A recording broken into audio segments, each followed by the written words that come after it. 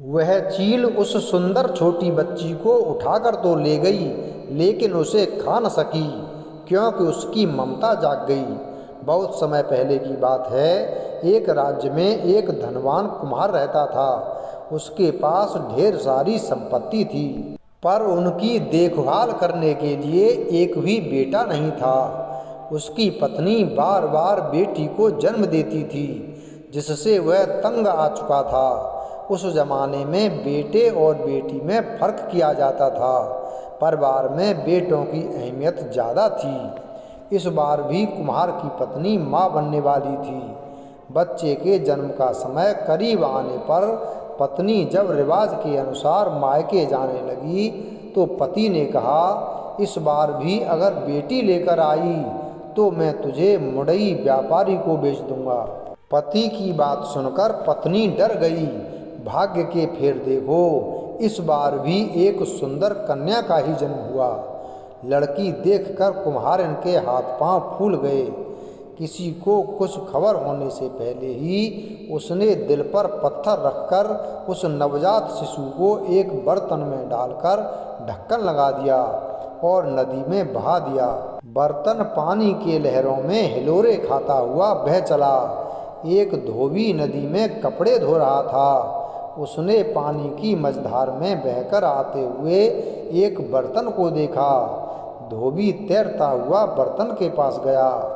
अंदर देखने की उत्सुकता से उसने बर्तन का ढक्कन खोल दिया। अंदर सोई एक नवजात बच्ची को देखकर उसकी आंखें खुली की खुली रह गईं। वह जब बर्तन को हाथ से घसीटते हुए नदी के किनारे की ओर लौट रहा था, अचानक आसमान में उड़ती मादा चील उस पर झपटी और बच्ची को झट से उठाकर उड़ चली। धोबी देखता रह गया। चील बच्ची को पीपल के पेड़ के ऊपर बने अपने घोंसले पर ले गई। उस सुंदर छोटी बच्ची को देखकर चील की ममता जाग उठी। वह उसे खा न सकी। उसने उसे अपनी बेटी की तरह पाल पोसकर बड़ी करने का निश्चय किया। अब रोज जहाँ भी अच्छी खाने की चीज़ देखती है, चील उसे झपटकर ले आती है और बेटी को खिलाती है। चील की बेटी धीरे धीरे बड़ी होने लगी। किसी के घर में जब लोग अच्छे कपड़े धोकर धूप में सुखाने के लिए बाहर डाल देते, चील उसे उठाकर ले आती और बेटी को पहनाती। एक दिन राजा की बेटी जब नदी में नहाने गई, तो उसने अपने गहने उतारकर किनारे पर रख दिए। चील मौका देखकर उन्हें भी उठा लाई और बेटी को पहनने के लिए दे दिया। इस तरह कंघी, सिंदूर, आईना, सुगंधित तेल का डिब्बा आदि लड़की के सामान जहाँ मिलते वह उठाकर ले आती और अपनी बेटी को देती। धीरे धीरे पीपल के पेड़ पर ही चील की बेटी बड़ी होने लगी और एक खूबसूरत युवती बन गई। चील को उसकी चिंता होने लगी। चील ने एक दिन अपनी बेटी से कहा, तू अब बड़ी हो गई है, मैं तुझे छोड़कर रोज दूर चली जाती हूँ। तुझे कोई नुकसान पहुँचाए यह चिंता मुझे खाए जाती है। मुझे हर पल डर लगा रहता है। अब से अगर कोई मुसीबत आए या तुझे डर लगे तो यह गीत गाना, मैं झट तुम्हारे पास उड़कर आ जाऊंगी। आहतर पात लरे किसरे, चिलनी आई मोर आगते परे। अर्थात पीपल के पत्ते हिले और डोले, मेरी चील मैया मेरे आगे आ जाए। एक दिन एक सौदागर उसी रास्ते से जा रहा था। गर्मी से राहत पाने के लिए वह उस पीपल की छांव में बैठ गया। अचानक एक लंबा बाल उसके हाथ में आ गिरा। उसने चारों ओर नज़र फेरकर ऊपर देखा तो चील की सुंदर बेटी दिख गई। वह उस समय कंघी कर रही थी। उसने कभी किसी इंसान को नहीं देखा था। जब सौदागर ने उसे सवाल पूछना शुरू कर दिया कि तुम कौन हो, अप्सरा या पिशाचनी हो जो पेड़ के ऊपर रहती हो, इंसान हो तो पेड़ पर चढ़ी क्यों हो, उसकी बात सुनकर वह डर गई। गाना गाकर चील माँ को बुलाने लगी। बेटी की आवाज़ सुनते ही चील उसी वक्त वहाँ पहुँची और बेटी को बड़े प्यार से बुलाने का कारण पूछा। बेटी ने बिना कुछ कहे नीचे खड़े आदमी की ओर इशारा किया। चील माँ ने उस जवान एवं सुंदर आदमी को देखकर सोचा कि अगर इसके साथ मेरी बेटी की शादी हो जाए तो मेरी चिंता दूर हो जाएगी।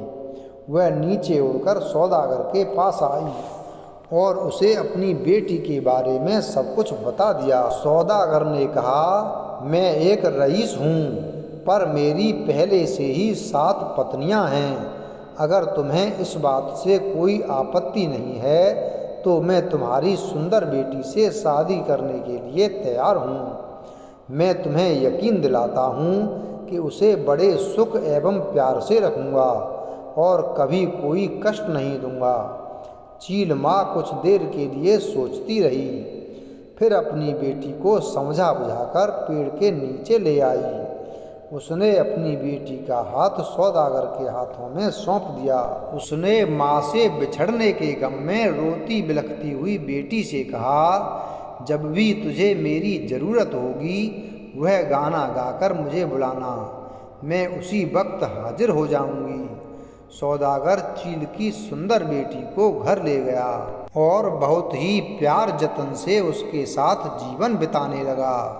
यह बात उनकी पहली पत्नियों को सहन नहीं हुई और वे चील की बेटी से ईर्ष्या करने लगीं। वे छल कपट से उसे कष्ट पहुंचाने लगीं। एक दिन 7 पत्नियों ने आकर उसे सबके लिए भात खाना खासकर चावल बनाने को कहा। चील की बेटी की आंखों के आगे अंधेरा छा गया। खाना बनाना तो दूर, उसने आज तक किसी को भात बनाते हुए भी नहीं देखा था। उसे कुछ नहीं सूझा।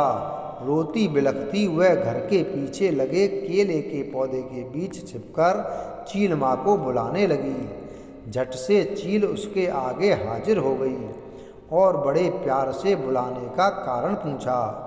बेटी ने कहा, माँ, मेरी 7 सौतों ने मिलकर मुझे अकेले ही सबके लिए भात बनाने को कहा है, लेकिन मुझे तो कुछ नहीं मालूम। अगर मैंने नहीं बनाया तो वे मेरे पति के आगे मेरी चुगली करके मुझे नुकसान पहुंचाएंगी। चील माँ ने कहा, बेटी तू मत डरना, मैं जैसा बताती हूँ तू वैसे ही करती जा। एक बर्तन में पानी डालकर उसमें एक चावल डाल देना, दूसरे बर्तन में भी पानी डालकर एक साग पत्तेदार सब्जी का पत्ता डाल देना। दोनों बर्तनों पर ढक्कन लगाकर नीचे एक एक लकड़ी देकर तू घर से बाहर आकर बैठी रहना। देखना दोनों बर्तनों में अक्षय भात और सब्जी तैयार मिलेगी। ऐसा कहकर चील उड़ गई। बेटी ने ठीक वैसा ही किया। रसोई तैयार होने के बाद उसने अपनी सौतों को भात खाने बुलाया।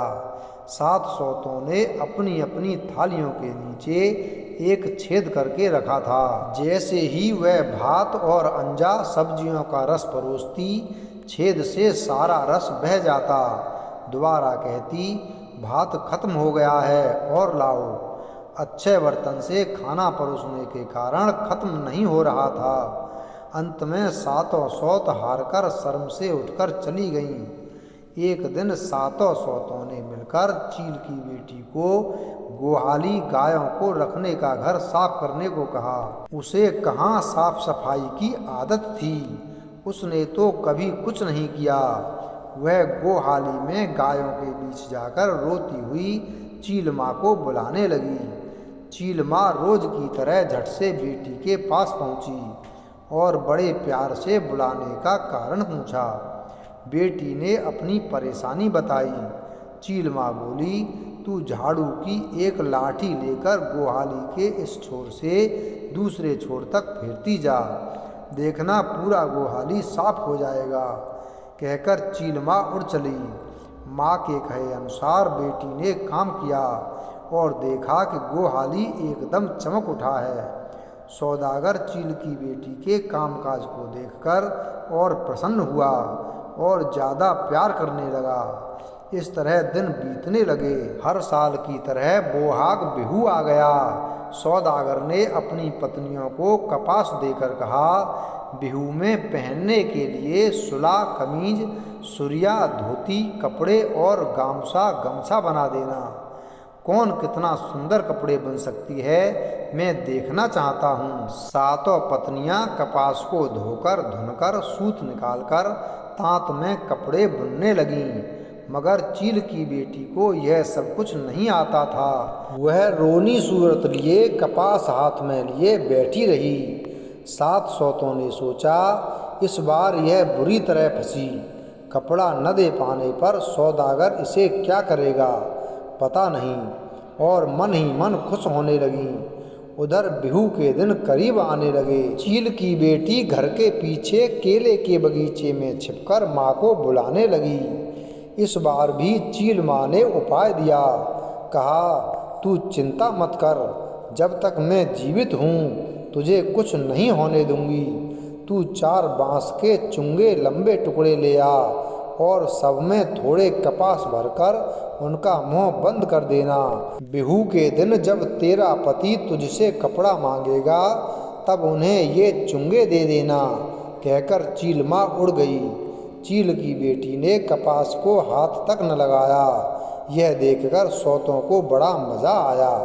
बिहू के दिन पति के पैरों को छूकर प्रणाम करके एक एक कर सातों पत्नियों ने उन्हें सुंदर कपड़े दिए और बदले में पति का प्रेम और आशीर्वाद पाया। चील की बेटी ने 4 चुंगे उनके हाथ में थमा दिए। कपड़ों के बदले चुंगे को देखकर सातों पत्नियां ठहाके मारकर हंसने लगीं। सौदागर को भी गुस्सा आया। कहने लगा, ये सब क्या है, तेरे बुने हुए कपड़े कहाँ हैं? उसने छोटी पत्नी को फटकार लगाई। चील की बेटी ने विनम्रता से कहा, इन्हें खोलकर देखिए। जैसे ही सौदागर ने बांस के चुंगों का ढक्कन खोला, एक से बढ़कर एक सुंदर कपड़े निकल आए। महीन बुनाई देखकर वह अपनी छोटी पत्नी पर और ज़्यादा मोहित हो गया। उसने वही कपड़े पहने और बिहू का उत्सव धूमधाम से मनाया। धीरे धीरे 7 पत्नियों को पता चला कि एक मादा चील आकर उसे सब कुछ सिखा जाती है। उन लोगों ने चुपके से वह गाना भी सीख लिया और एक दिन धोखे से चील को बुलाकर डंडे से पीट पीट कर उसे मार डाला। चील की बेटी को इसकी कोई खबर नहीं हुई। अब जब भी वह चील माँ को बुलाती वह नहीं आती थी। ऐसा कई बार होने पर उसने समझ लिया कि उसकी सौतों ने मिलकर चील माँ को मार डाला। वह कमरे में बैठकर फूट फूट कर रोने लगी। चील माँ वापस नहीं आई। एक बार सौदागर व्यापार करने नाव लेकर निकला। जाते समय बार बार अपनी 7 पत्नियों को चील की बेटी का ख्याल रखने की हिदायत दी। पति के सामने तो वे अच्छी बनने का नाटक कर रही थीं, पर उनके जाते ही चील की बेटी को घर से निकालने की योजना बनाने लगीं। सातों मिलकर भोली भाली चील की बेटी को एक व्यापारी के हाथों बेच दिया। उसे बहला फुसलाकर आयना, कंघी, सिंदूर आदि खरीदने के बहाने व्यापारी के नाव में बिठा दिया और योजना के अनुसार व्यापारी भी सुंदर लड़की पाकर नाव लेकर चला गया।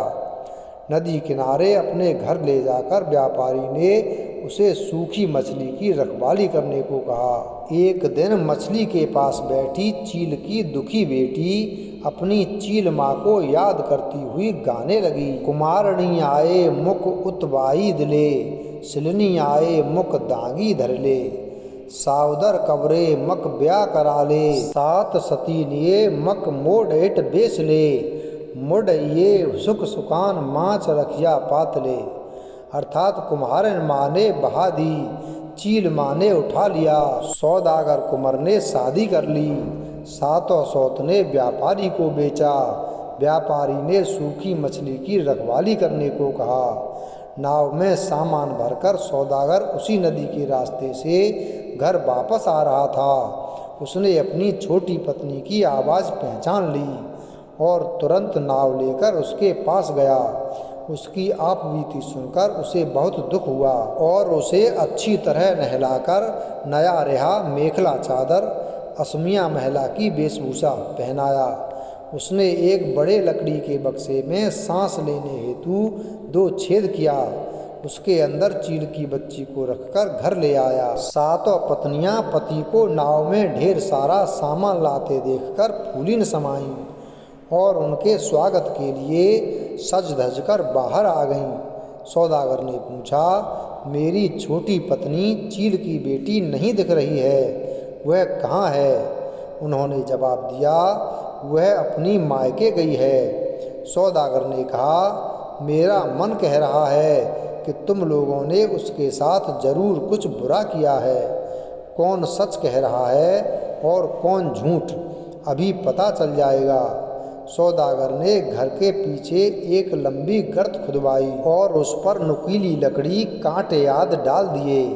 उसके एक छोर से दूसरी छोर तक पतली एड़ी सूत, असम की विशेष प्रकार की पतली मगर मजबूत सूत बांधकर सातों पत्नियों को उस पर चलने का आदेश देते हुए कहा, जो भी इस एड़ी सूत पर चलकर गर्त को पार करेगी वही निर्दोष साबित होगी। एक एक कर सौदागर की 6 पत्नियां उस गर्त पर गिरकर परलोक सिधार गईं। 7वीं पत्नी सच में निर्दोष थी, इसलिए वह सूत पर से चलती हुई गर्त के पार जा पाई। जिस वक्त सौदागर की 6 पत्नियां चील की बेटी को बेच रही थीं, उस वक्त वह पाकघर रसोई घर में भात बना रही थी। उसे इस षड्यंत्र के बारे में कुछ मालूम न पड़ा। सौदागर ने लकड़ी के बक्से से चील की बेटी को बाहर निकाला और दोनों पत्नियों के साथ सुखी जीवन बिताने लगा। उन 6 पत्नियों को उनकी करनी की सज़ा मिल गई। वीडियो अगर पसंद आया हो तो वीडियो को लाइक करें, चैनल को सब्सक्राइब करें और बेल आइकन प्रेस करें। धन्यवाद।